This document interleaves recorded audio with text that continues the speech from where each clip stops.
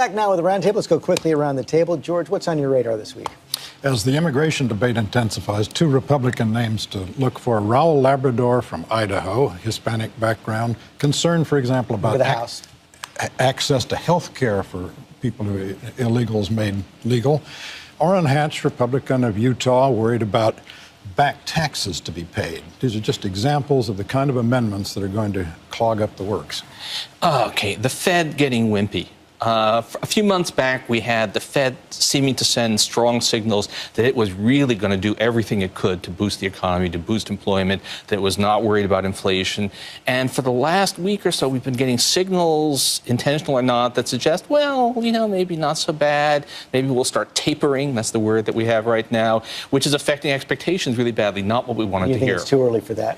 Looking at, as you know, the awful tragedy in Santa Monica where people got killed, that would happen. I'm hoping that we're going to revisit this conversation about guns, especially in light of the idea that basically we're willing to give up civil liberties to potentially protect and have people access all these kinds of records, but we're unwilling to give up some sense of civil liberty to take guns out of the hands. And one of the things that really concerns me is what is going on with white males. Predominantly, this is being done by white males between 18 and 30 years old. I hope we can revisit this issue. Not a lot of evidence is going to happen right now. I'm looking forward to people starting to call government waste government stealing, because that's what it is. So many Americans have to debate whether to spend $1,000 to fix a leaky roof, but the government wastes money in these conferences. Let's start calling them parties. They're not conferences. And I want journalists to stop thinking, well, it's just $4 million, it's chump change. That's not chump change. To real Americans, even $1,000 is a lot of money.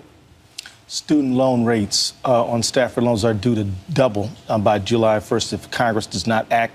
I'm hoping people will say something. We've got to try to make sure that the university doors stay open and people are not priced out. What has happened? Do you think that's going to move by the end of the month? Well, you know what? I'm mentioning it to you because I'm hoping and doing everything I can to get us to focus. But it's not just the interest loan rates doubling. It's also just the general cost of going to college. It's beyond what most Americans can pay for. You can't work your way through college anymore today. And I know you're going to stick around and answer questions on our Web Extra coming up. Thank you all for a terrific discussion today.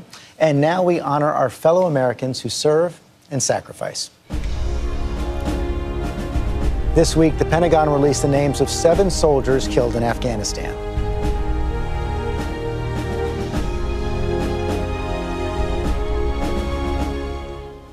That is all for us today. Thanks for sharing part of your Sunday with us. Check out World News with David Muir tonight, and I'll see you tomorrow on GMA.